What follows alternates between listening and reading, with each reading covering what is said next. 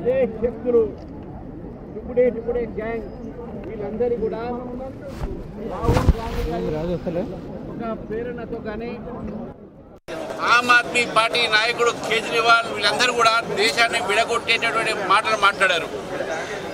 టుకుడే gang మనం చూసినాము.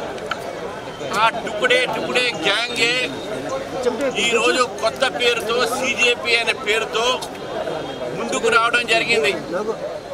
ఆ ప్రదర్శనలో ఎవరు కూడా స్టూడెంట్స్ నీట్ రాసిన వాళ్ళు లేరు. అక్కడ వచ్చిన వాళ్లకు సగం మందికి నీట్ అనేటటువంటి ఏంటి అని కూడా తెలియదు.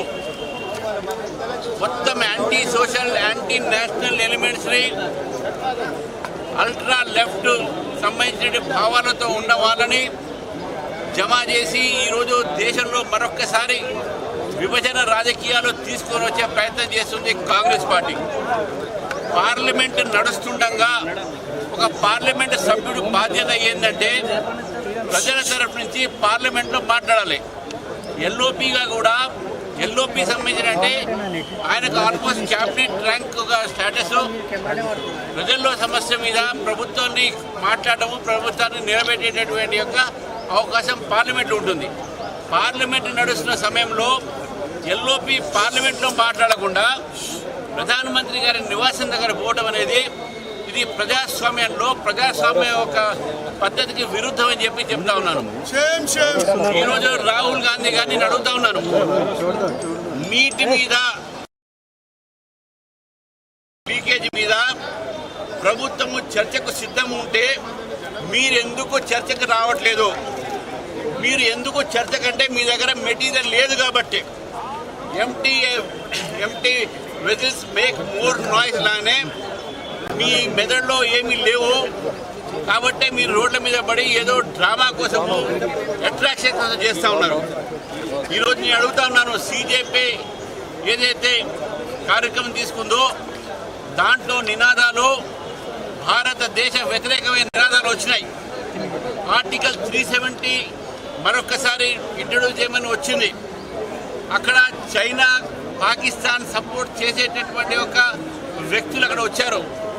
ఈరోజు వాళ్ళు సోనం వాంగ్చుక్ అనే వ్యక్తిని తీసుకొచ్చారు. గతంలో అన్నా హజారే గారిని ముందు పెట్టుకొని ఈ రకమైనటువంటి ఒక ప్రయత్నం చేశారు. ఇప్పుడు సోనం వాంగ్చుక్ని తీసుకొచ్చారు.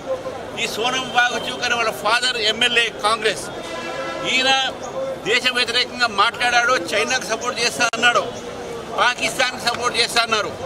ఈరోజు బంగ్లాదేశ్లో జమాతే ఇస్లామీ హింద్ అనేది అక్కడ పార్టీ సిజేపీకి పూర్తిగా మద్దతు పలుకుని చెప్పి ఓపెన్గా లెటర్ కూడా రాయడం జరిగింది. అంటే దేశ వ్యతిరేక శక్తులకు ఈరోజు రాహుల్ గాంధీ సపోర్ట్ చేస్తూ ఉన్నారు. ఆ రాహుల్ గాంధీకి బుద్ధి లేదంటే మన ముఖ్యమంత్రి కూడా బుద్ధి లేకుండా ఆయనకు సపోర్ట్ చేస్తూ ఉన్నాడు. ఇది దేశ వ్యతిరేకమైన శక్తులు ఇవన్నీ కూడా. కాబట్టి రాహుల్ గాంధీ గారు ప్రజాస్వామ్య వ్యతిరేకంగా ఈరోజు ప్రధానమంత్రి నివాసం ఎదురుగా చేసినటువంటి ఒక ఏదైతే ప్రొటెస్ట్ చేస్తుందో కేవలం డ్రామా మాత్రమే. ప్రధానమంత్రి నివాసం వ్యతిరేకంగా చేసి అంటే బంగ్లాదేశ్లో ఏ విధంగా అయితే అక్కడ ఉన్నటువంటి ఒక షేక్ హసీనా ఇంటి ముందు ఆ రోజు ధారణా చేసి ఏదైతే యూత్ పేరు మీద జంజీ పేరు మీద ఆమె ఇంట్లో దూరి అక్కడ ధ్వంసం చేశారు.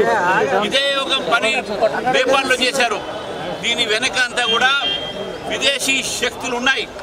నేపాల్లో జంజీని ఎట్లయితే రెచ్చగొట్టారో, బంగ్లాదేశ్లో రెచ్చగొట్టారు, ఎట్లయితే ఈరోజు భారతదేశంలో కూడా వీళ్ళు రెచ్చగొట్టే ప్రయత్నం చేస్తున్నారు.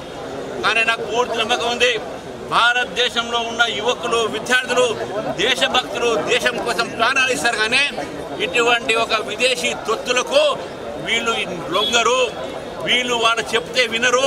అక్కడ వచ్చినంత కూడా ఇలా టట్టు డబ్బులతోని ఇతర విదేశాల నుంచి వచ్చినటువంటి కోట్లాది రూపాయలు ఈరోజు భారతదేశంలో విధ్వంసాన్ని సృష్టించడానికి ఈ శక్తులు పనిచేస్తూ ఉన్నాయి. అందులో భాగంగా రాహుల్ గాంధీ గారు కూడా ఈరోజు విదేశీ యొక్క మాయలో పడి ఈరోజు విదేశీ ఏజెంట్లుగా ఈరోజు భారతదేశాన్ని ముక్కలుగా చేసే ప్రయత్నంలో భాగంగా వీళ్ళు చేస్తున్నారు. కాబట్టి రాహుల్ గాంధీ గారు చేసిన పని ప్రజాస్వామ్యకు వ్యతిరేకం. కాబట్టి మేము కాంగ్రెస్ కార్యాలయాన్ని ముట్టడికి మేము బయలుదేరుతా ఉన్నాం. వీళ్ళు లోక్ భవన్ అంటున్నారు, వీళ్ళకి లోక్ భవన్ పోయేటట్టు ఒక నైతిక హక్కు లేదు. భారతీయ జనతా పార్టీ మాత్రం కాంగ్రెస్ పార్టీ యొక్క విధ్వంస రాజకీయాలకు, కాంగ్రెస్ పార్టీ యొక్క ఏదైతే టుకుడే రాజకీయాలకు మేము వ్యతిరేకిస్తూ కాంగ్రెస్ ఒక హెడ్ క్వార్టర్స్ గాంధీ భవన్ ని ముట్టడికి వెళ్తా ఉన్నాం. ఓకే